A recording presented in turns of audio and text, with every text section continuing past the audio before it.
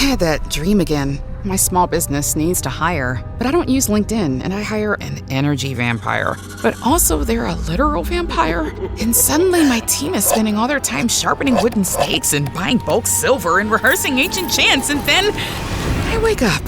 Don't let hiring nightmares ruin your dreams. LinkedIn Jobs' new AI assistant takes insights from over 1 billion professionals to create a short list of the best fits for you. Post your job for free at linkedin.com/quality. Start hiring today with LinkedIn.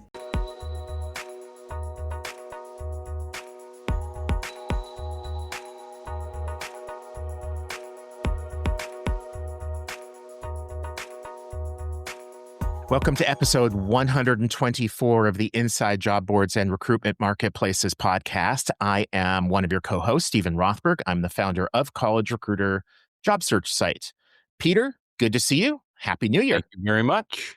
And Happy New Year and all that jazz. May we all have a healthy, happy, peaceful, and prosperous one, especially the peaceful. We'll see. In any case, I'm Peter Zollman of the AIM Group. We provide consulting and all that other good stuff and conferences for the job board recruitment marketplace industry. And we have Jay Jones with us today. He is the owner of Profiler Protection Service, which sounds like he carries a gun and a knife and whatever. But, but the reality is everyone knows there is a lot of fake stuff on the internet. News to you, Stephen? What? Really? Job boards and recruitment marketplaces deal with a ton of fake profiles and fake listings. And Jay is the hunter for the fake profiles. How many have you found so far, Jay, roughly? Well, to date, it's 37,255 fake jobs I've gotten off LinkedIn and Teal as of the other day. And then over 7,000 fake profiles off LinkedIn. Imagine that. Fake profiles on LinkedIn. I'm stunned. Yeah, no, I'm not. It's a common problem. And it's not just LinkedIn. It's not just Indeed. How do you identify fake profiles and what then do you do about them? So the fake profiles, what they engage in is rapid fire messaging. They use stolen pictures of attractive women. They use stolen content from real content creators. And they send out rapid fire comments to anybody that is using the green open to work banner because they know they're highly likely to respond to them because they're typically in a situation where they want a quick response from a recruiter from a legitimate looking company. And so just sending them your resume is enough to get you scammed. And so they target people with the comments that are repetitive. They make up fraudulent job titles, fake affiliations with reputable companies. And those are the things that are major tells for me. How did you get into this? Was there I was just living a nice, casual, quiet life and something happened, or did this grow over time? Well, I was thrust into the job market by force when I was laid off in December of 2023, 2 weeks before the birth of my daughter. She actually just turned 2, so blessings for that. But what got me started was seeing the initial overtures and the messages that I got. And initially I was excited because I'm like, oh, I'm getting a lot of attention. This will lead to real opportunities fast. But I started to notice that the messaging was the same. The profile pictures looked odd. They were mostly of attractive women that worked at recruiting companies and resume writing companies. And I'm like, this is a bit off. And I started to look into it. And the more I looked, the more things got confusing. I tried to ignore it, but then I felt this duty of, if I don't do something, if I don't say something, I'll be complicit in some way because I could have helped people. I could have warned them. And so I couldn't just say no. I couldn't just look the other way. And so that's what got me started. That's cool. And I'm sorry that you went through that, but lots and lots and lots of people do. And even legitimate recruiters ghost people and legitimate hires ghost the employers and so forth and so on. How did you turn this into a business? I never intended to, actually. It was just, it was me going after this stuff to make the job market better. But then the more I started to look at it and the more I had private conversations with people, they're like, this is something that's viable. This is valuable. It's much needed. Nobody is doing this. And you have the talent, the skill set, the investigative abilities to do it is what they said. And so that's where I developed it. Triage a lot of content, made it so that what you see, there are complicated scam operations at work. But what I do is I package it in a way that you can easily see what the scam is, who the key players are, what their end goal is, why their end goals are so damaging to real people. And so that's what led it to becoming a business so that people can not only work with me if they choose to, but be safer when they choose to do business with me. And your clients, Jay, are they the job boards? Are they the LinkedIn's of the world? Indeed, a college recruiter? I mean, and just about any job board is going to be a place where you're going to see fake profiles, fake job postings, or are they the job seekers or the employers that are essentially having their identities stolen? Currently, I have a few clients that are solopreneurs and entrepreneurs, resume writers and career coaches that have been impersonated. And so they can work with me if they find a profile that's fraudulent, that is impersonating them, and I'll work to take it down. If there are websites impersonating them, I'll put in inquiries to get those taken down for them. But the primary goal are working with businesses, the recruiting outfits, the companies to help make structural changes that will help impact this for the better for the entire job market, for the job seekers and real professionals. So primarily, it's the individual business owners and entrepreneurs, but the end goal is to work with the corporations and the major recruiting firms. So the article that you wrote, and I just shared the QR code online, and I'll also post it into the show notes for those listening to the audio only version. I think is a good example of that. Teal, pretty well known company, 150 fake postings. So what I'm hearing, Jay, is that Teal or another organization like it could retain you Mhm. to basically police postings that Yeah, purport to be from them, and then you kind of know the levers to pull at LinkedIn and other places to get the job boards to pay attention to get those fake postings pulled down. Is that correct. Yes, because this case itself, I'll try to keep the answer short, but it's actually an interwoven scam operation because it started with a fake business, and then it led to another fake business that they were impersonating because I saw that there was a connection with the Angelique Horizons LLC, which is an entirely fake company. But when I saw that, what these scammers do is they're pivoting more to doing direct emails because it's not easily tracked over LinkedIn. But they're listing these jobs. And when I did a Boolean search, I found these jobs also appeared on Teal's website. And so I notified the CEO of that. And then I also notified Teal itself by tagging them. And within about 3 hours, they took all 150 of them down. But they're pivoting more, the scammers are, to try to make their fake offers and fake job postings look legitimate. And a lot of these, actually, several of these came with a offer of a check that was like $3,450 that they would send to candidates. One candidate actually sent me a picture of this fake check because it's a check scam where they say you buy equipment, you deposit this check into your account, and then once the funds clear, you'll be good to go. You have a start date and everything because this potential candidate sent me the email thread too. She was supposed to start on December 17th, actually. And she asked me, was this a real job? And I was like, no, this is not real. Do not deposit that check. So stopped her from doing that. But this is the level of deception that they'll engage in. That's not surprising at all, and it's not unique to LinkedIn. It's not unique to Indeed, and frankly, it's not even unique to job boards because lots of people get emails or letters or fake checks in the mail and get scammed that way. Has LinkedIn, when you have notified LinkedIn of fake jobs, fake listings, fake profiles, do they respond promptly? Why haven't they hired you yet? Yeah, that's the question. Thousands of people have asked it. Thousands of people have tagged them. Behind the scenes, it's a tug of war. It's a constant battle. They'll automatically close cases and say that that's part of the investigation process.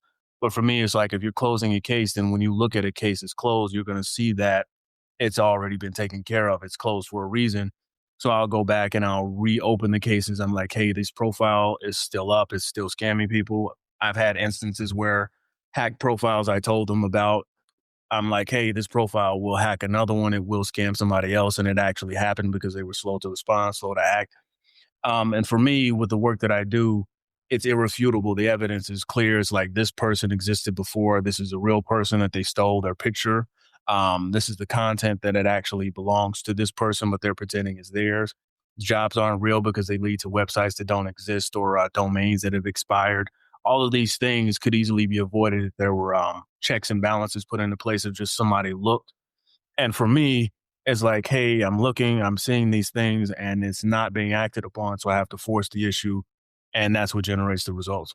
Welcome to the Hire Her podcast, where women in talent call all the shots. We know, another recruiting podcast, just what the industry needs. Okay, but hear us out. You ever spend hours sourcing that perfect candidate, but they end up ghosting you harder than your Hinge date? Or finally, you get that hiring manager feedback, only for them to, of course, say, "Can we see more candidates?" Lame, right? But let's talk about what's really lame in the industry. How is it that 65% of recruiters are brilliant women, yet most of the decision makers look like a convention for middle-aged dudes named Brad? That's where we come in. Hire Her isn't just another podcast about hiring trends you already heard like 50 times this week. We're here to elevate women in talent, share their career journeys, and make sure they take the lead. Because let's face it, if recruiting is the backbone of every company, why are we still fighting for a seat at the table? So whether you're a recruiter, a talent leader, or just someone trying to swim through the sausage fest of TA leadership, we got you, girl.